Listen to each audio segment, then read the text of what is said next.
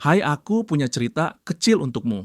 Ada seorang pemuda bernama Rian. Setiap malam, dia duduk di depan mejanya, menatap daftar impian yang dia tulis bertahun-tahun lalu.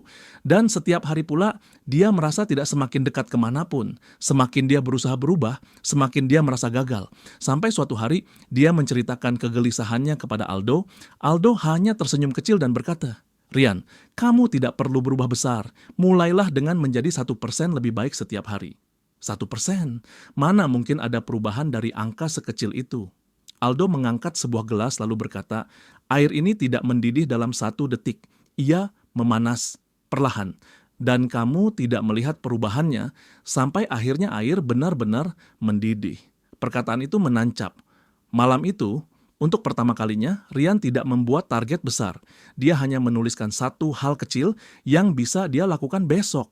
Membaca buku 10 halaman, merapikan meja, menulis 1 paragraf. Dan dia benar-benar melakukannya. Besoknya dia ulang. Lusa dia ulang lagi. Terkadang lupa, tapi dia kembali. Dia tidak sempurna, tapi dia konsisten.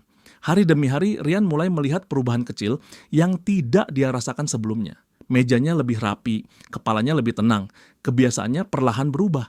Dan dari kebiasaan itu, identitasnya ikut berubah. Dia mulai percaya diri. Dia mulai bangun pagi lebih cepat. Dia mulai rajin membaca buku. Hingga suatu sore, dia kembali bertemu Aldo. Dengan senyum lebar, dia berkata, Aldo, aku masih jauh dari sempurna, tapi rasanya aku berjalan ke arah yang benar. Aldo menepuk bahunya dan berkata, itulah kekuatan 1%, Rian. Langkah kecil yang kamu ulang setiap hari akan membawamu lebih jauh daripada langkah besar yang hanya kamu lakukan sekali. Rian menyadari satu hal yang selama ini dia lewatkan, bahwa hidup tidak perlu berubah dalam sehari. Hidup berubah ketika dia memilih untuk bergerak pelan, ringan, dan konsisten. Sejak hari itu, Rian tidak lagi bertanya kapan dia akan sukses. Dia hanya memastikan satu hal, hari ini dia menjadi sedikit lebih baik daripada dirinya yang kemarin.